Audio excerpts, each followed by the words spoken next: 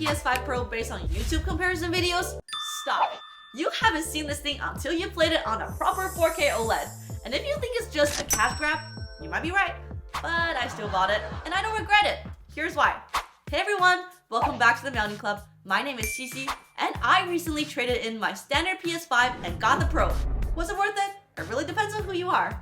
Over the past 6 months, I've been gaming, testing, watching comparison videos, reading angry Reddit threads, and arguing with friends who think I've wasted my money.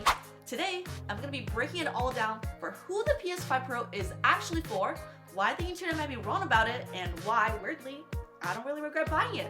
Let's go. When the PS5 Pro was first revealed, I was really skeptical about it. The numbers were promising, faster GPU, ray tracing improvements, 2TB SSD, but the price, $1,000? No disk drive? It felt like Sony was asking us to clap with one hand. And then came the Digital Foundry video. I mean, respect to them, but honestly, their earning analysis kind of killed my hype. Low performance gains, minimal improvements in unpatched titles, you know the drill. But it turns out they were only testing pre-patch builds.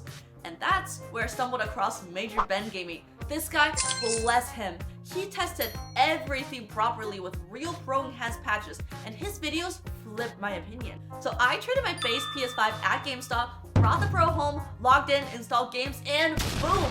The second I loaded up Stellar Blade, I got it! The visuals are sharper, the frame pace is smoother, and it felt like I was playing on my PC, but from the couch.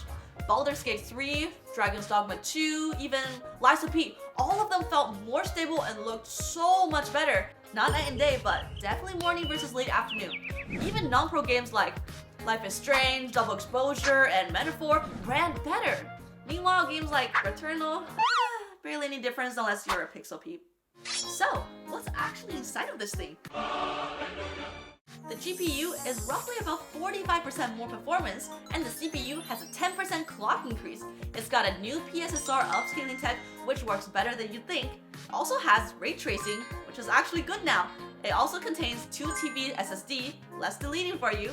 It's got the Wi-Fi 7, which is a flex, and an extra 2GB of RAM just for the system process. If you're into numbers, it is a real big upgrade, especially for visual clarity and consistency. But if you're into feelings, it just feels better. It's like you're wearing glasses for the first time and realizing that trees have individual leaves. Now, let's talk about cost for a second. My Pro costed me $960 Canadian, and I got the disk drive for which is $100. So that is $1,060 in total. Compared to that to the PS5 Slim with the disk drive, which was, I think, $600. That is over 77% markup. And if you're upgrading from a base PS5 through trade-in, the cost gap shrinks even more. People are saying, oh, just build a PC. Bro, have you seen the GPU prices lately? Even a budget 9070 XT build with used parts will run you more, and still won't match the Pro's plug-and-play performance per dollar at 4K. So this isn't a console for everybody, let's be real. It's for people like me, and maybe you. If you already have a 4K 120Hz OLED VR capable display, or you care about the frame pacing, detail, and performance, and you don't really care about every single dollar you spend, or you game mostly on console but like your stuff really nice. Let's just say, my friend who only plays FIFA on a 1080p TV, this kind of does nothing for him. My other friend who owns a $3,000 PC, a PS5 Pro, and a 140Hz OLED just because of tech, he's the kind of target audience. Me, I kind of sit somewhere in between. PC gamer who likes couch comfort and collecting physical games. I'm not really blown away by it, but I do feel satisfied. Now look, the criticism is valid. Sony selling a $1,000 plus console without a disk drive or stand is ridiculous. Locking cloud saves behind PS Plus, equally ridiculous. But let's not act like the product itself is trash. It does what it was designed to do. The problem is assuming everyone should want that. Alright, so here's a TLDR if you've skipped. The PS5 Pro is a real upgrade, but a very specific one.